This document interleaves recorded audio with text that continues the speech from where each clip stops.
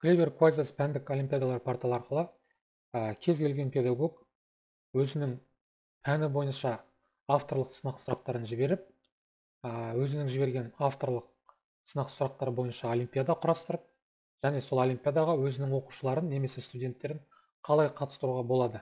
Бүгін осы сұраққа жауап береміз. Порталды ашқан кезде ең бірінші жұмыс неден басталады? Порталға бірінші тіркелу керек. Тіркелу үшін экранның оң жоғары жағында аккаунт деген батырма тұр. Сол батырманы басамыз. Кабинет деген қосымша сілтеме ашылады. Сол сілтеме бойынша өтеміз. Жеке кабинетке кіру парағы ашылады. Бұл жерден біз әлі тіркелген жоқпыз, сондықтан бұл парақ бізге әзірше қажеті жоқ. Сондықтан осы парақтың астыңғы жағында жаңа аккаунт ашу деген батырма бар. Яғни порталға кірген кезде ең бірінші жаңа аккаунт ашу керек.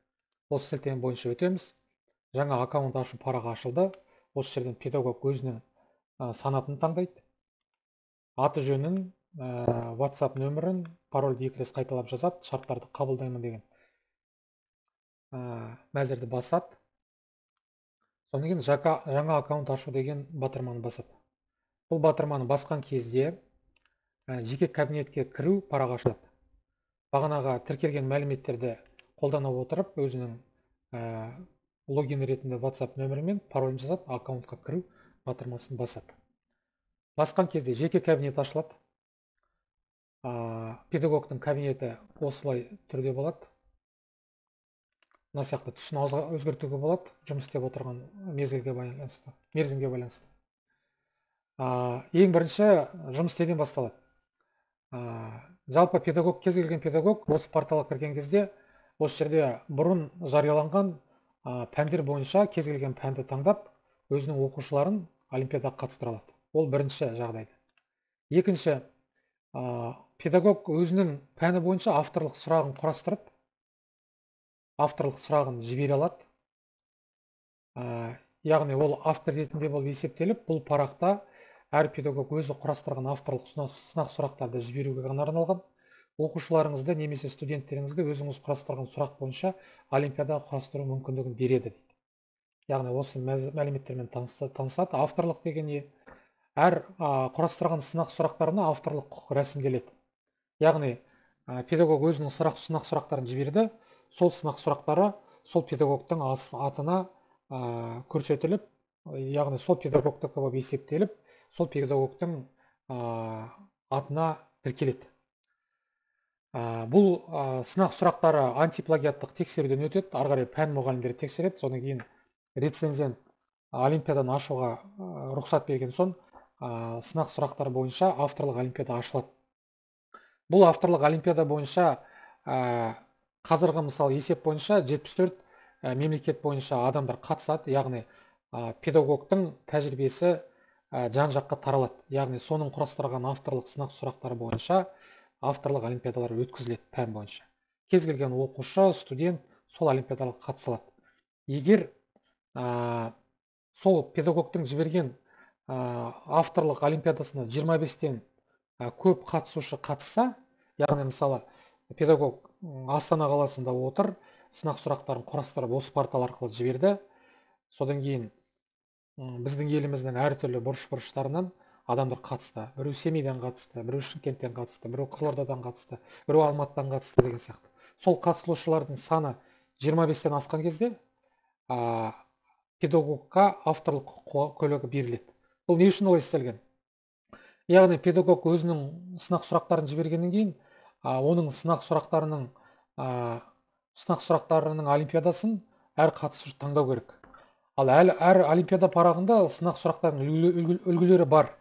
Яғни сол олимпиадаларының маңыздылығын біз қатысушылардың қатысуымен белгілейміз. Көп қатысушы қатысты ма, яғни бұл олимпиада шынында да сапалы, маңызды деп есепке алынатын болады.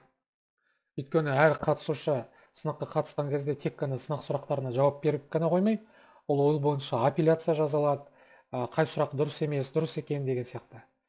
Яғни тек қана мұғалім жібермейді, екі жақты қарым-қатынас болады.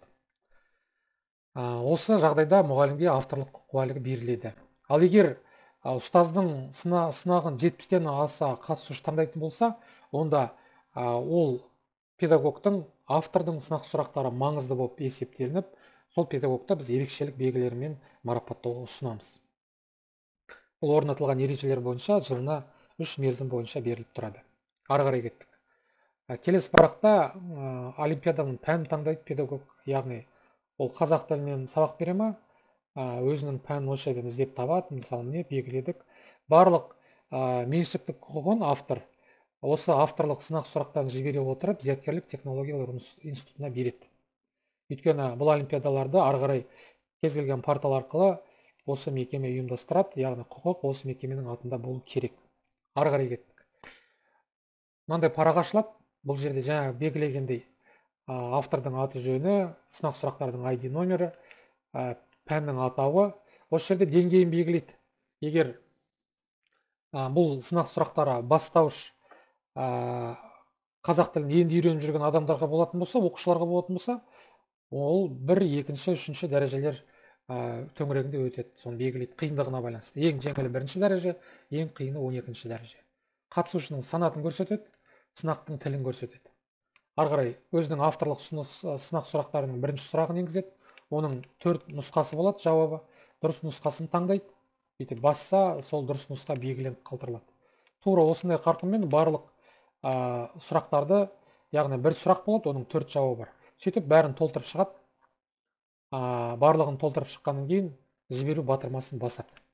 Авторлық сынақ сұрақтары жіберілгеннен кейін авторлық мәзір ашылады. Бұл жерде бүкіл автордың жіберген сұрақтары көрсетіліп тұрады осы сияқты.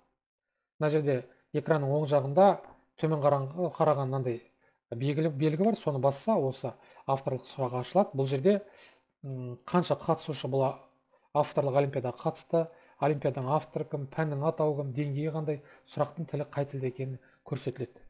Және кез келген автор мына жердегі индикатор бойынша көріп отырылады. Қанша қатысушы қатысып жатыр. Авторлық олимпиада деп шығып тұр мына жерде. Оны басатын болсақ, авторлық олимпиада ашылады. Яғни сұрақ жарияланды, авторлық олимпиада ашылды. Кез келген қатысушы мына жерде өзінің мәліметтерін жазып, бұл олимпиадаға қатыса алатын болады. Ары қарай қатыса бастаған кезде қатысушы санына байланысты авторлық құқық куәлігі беріледі. Автомат түрде көтермелеу марапаттар ұсынылады. Мысалы, мына олимпиадаға ешкім қатысқан жоқ, 0 қатысушы деп тұр. Қазір біз қатысқан олимпиадаларды көрейік. Мысалы, мына олимпиадаға 2 қатысушы қатысқан, индикатор аздап көгеріп жылжыпты. 20-30 қатысушы қатысса, мына жаққа келеді, сөйтіп көтеріле береді. Яғни автор өзінің сынақ сұрақтарын қай жақтан қанша адам қатысып жатқанын осы жермен көре алады. Автор өзінің жіберген сынақ сұрақтары бойынша олимпиадасын ашады. Мысалы, бұл химия пәні бойынша деп есептейік. Санат студент дейді. Кез келген педагог мына жерден бүйтіп басады, қатысушының аты жөнін жазады, өзінің студентінің. Студент деп санатын таңдайды, қай курс екенін белгілейді, білім мекемесінің атауын жазады, педагогтың аты жөнін жазады, яғни осы олимпиадаға осы студентті кім дайындады, сол педагогтың атын жазады, тапсырыс беру деп басады. Тапсырыс берген кезде, кез келген тапсырыс жеке кабинетке кірген кезде сынақтар мәзірінен шығады. Осылай. Сынаққа тапсыру деген жерде батырма болады, сол батырманы басамыз. Батырманы басқан кезде бұл жерде сол сынақ сұрақтары осы жерде беріледі. Қатысушы мына жерден қай вариант дұрыс екенін таңдап, өзінің нұсқасын таңдайды, сөйтіп сынақ осындай тәсілмен ұйымдастырылады.